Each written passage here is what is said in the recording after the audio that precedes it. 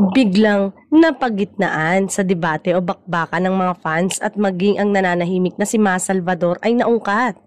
May kinalaman ito kay Paolo Avellino na pinuri ng isang fan sa kanyang ex-post pero nagpatutsada naman sa ka-love team nitong si Kim Chu.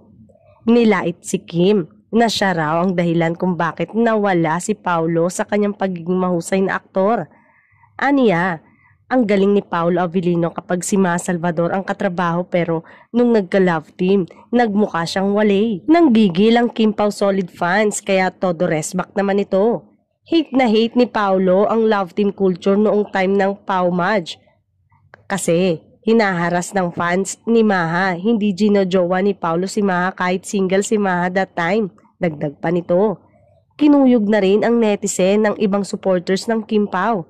In fairness, ay mas nag-boom umano ang karir ngayon ni Paolo ng partner na si Kim Chu at maraming nakuhang awards sa shows nila at maraming kumukuhang brand for endorsement.